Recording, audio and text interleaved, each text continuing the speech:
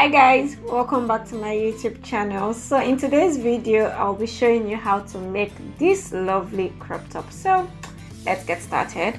For this I have my straight ruler, my curved ruler, my measuring tape, my fabric scissors, my pins, my marker, my paper scissors, my pattern paper, and I'm using this lovely Ankara fabric. And now I've folded my pattern paper in half, so I'll be cutting both the front and the back together. I've marked out my bust point, my waist point, and my zip allowance for the back, and I also marked out my hem allowance for the lower part of the dress. Now I'm going in to mark out half of my shoulder measurement. Then next I'm going in to mark out my neck width, and for this I used 3.5 inches, and on that shoulder point I'm coming down by 1 inch to create the shoulder slope, because remember our shoulder isn't a straight line. So I'm just going in now to create the shoulder slope. And now from that shoulder slope point I'm going ahead to mark out my armhole measurement, which is your bust divided by 6 plus 1.5. So now my bust point I'm marking out 1/4 of my bust measurement plus 1/2 inch for ease and 1 inch for sewing allowance. And on the waistline I'm just going to reduce what I have on the bust by about 1/2 inch, because it's not a fitted top, it's a boxy crop top. You can also just make it straight, but I just took mine in a bit. Now I'm going ahead to mark out the guide to draw out my armhole, and I'll just half that point as you guys can see me doing here, and then go in by 3/4 of an inch for the front and 1/4 inch for the back. And I'm just going ahead now to draw my armhole with the curve. So I'm drawing both my front armhole and my back armhole.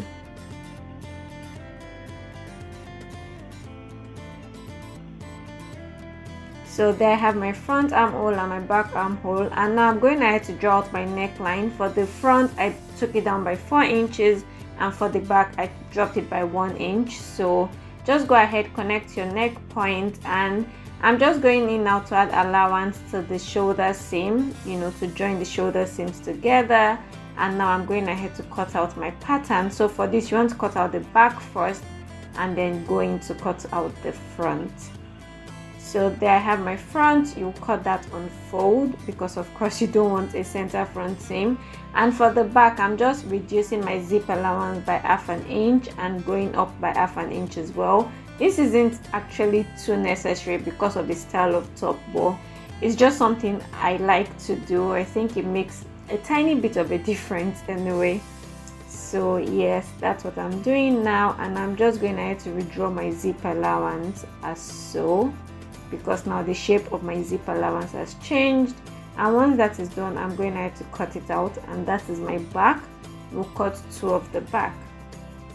So now to cut the sleeve I'm going in to measure my armhole, but I'm measuring it without the allowance. So you can do this after you sew, but I just want to do all the cutting now and then move on to sewing. So yeah, I have a pattern paper that I already cut out that is basically equal to the length of my sleeve and enough for my bicep. And what I did was I went down 5 inches from the top, and now on that 5 inch point I'm going ahead to mark half of my bicep and then adding my 1 inch of allowance, and underneath I'm just going to reduce what I have by 1/2 inch. So basically it's not a tight sleeve, but just to give it a little bit of fitting. And now I'm going ahead to mark out my sleeve length, and yeah, I also added my sleeve allowance, the hem allowance for my sleeve as well. So now what you want to do is I'm using a biro to just draw out that sleeve cap shape, and after drawing it out I'll just go ahead and measure it to make sure I have enough before going in to draw with a more permanent line, as you guys can see me doing here.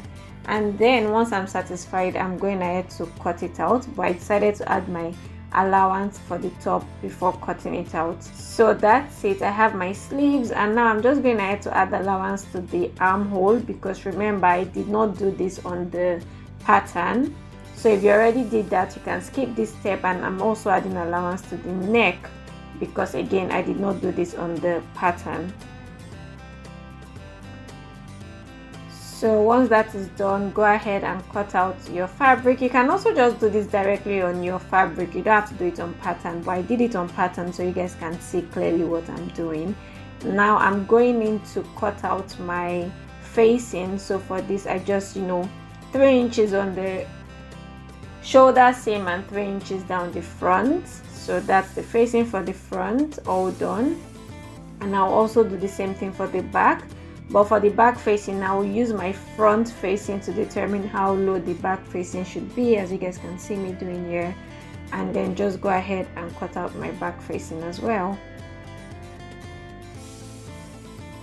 So there I have all my pieces, my facing, my sleeves, my front and back body.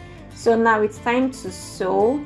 To sew, I'll start by joining the shoulder seams together, right sides together of the front and the back, and you just want to sew that down. So I'm just going in now to pin it down before taking it to my sewing machine, and I'll do the same thing for the facing. Basically just join right sides together, and once that is done, you want to join right sides together of the facing to the body. So just align the neck point, as you guys can see me doing here, the shoulder point, and then go ahead and sew it down. So I'm just pinning it down before taking it to my sewing machine to sew it down.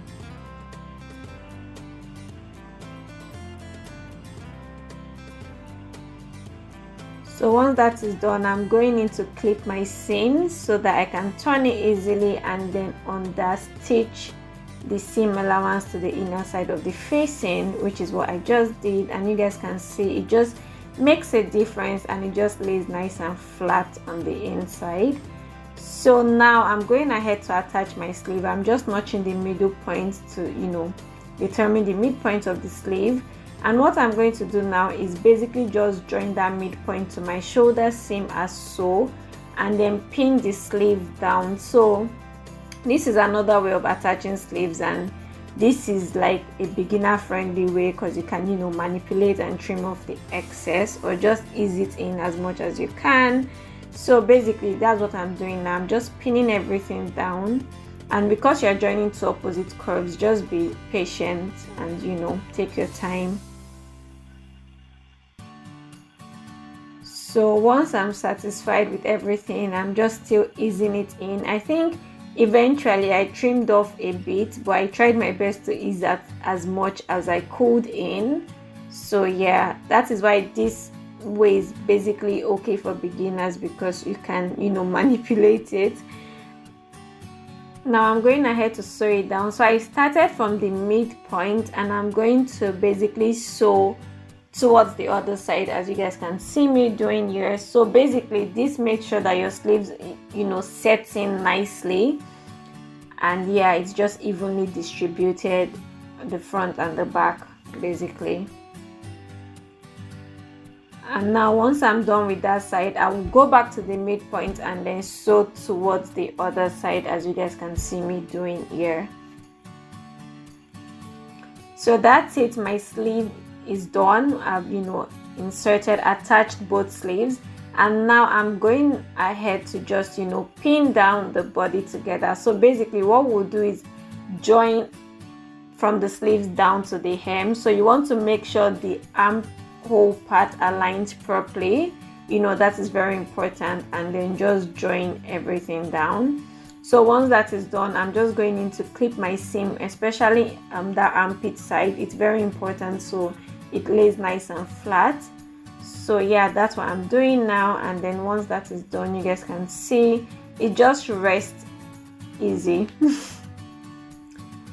So now I'm going in to pin down the hem of my sleeve to finish up that part. You don't need to pin it down, but again, for beginners, I think it's important to use your pins. It honestly makes your life a lot easier. So I'll go ahead and basically just join the lower part of the back. So because I'm using an invisible zipper that isn't open-ended, if you're using an open-ended zipper, you can just fold it twice and then insert your zipper. But my zipper isn't open-ended, so I'll join, basically just go about 2 inches from the hem and sew that down using my seam allowance. So I left 1 inch of seam allowance, so I'll make sure to use my seam allowance. And then after sewing it down, I'm going in to finish up the hem of the lower part as well. So you don't have to do that, you can skip that step. So now I'm going ahead to attach the zipper, and you guys will see why I said you could skip the step of finishing off the hem, because basically let's just get right into it. So now I'm just pinning my zipper down using, you know, my pins, because again it makes it easier when it's time to sew.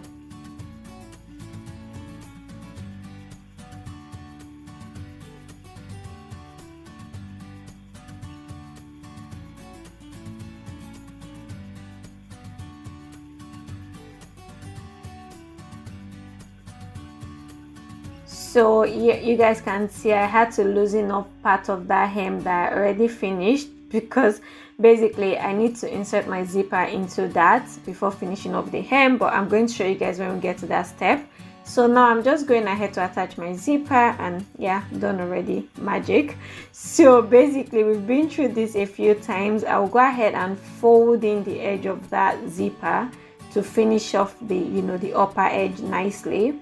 You can also trim it off because it has a stopper, but I prefer to do it this way. And then for the lower part, I cut off the excess, and I'm basically going to insert that lower part into the hem of my top and finish it off like that, so it looks neat and nice on the inside. And yeah, that's why I said you could skip the step of, you know, hemming it. You can wait till you attach the zipper before you hem it. So this is the result of the top. Honestly, I love it, and it's giving me real summer vibes, guys. I can't wait for summer. So I'll see you guys in my next video. Bye.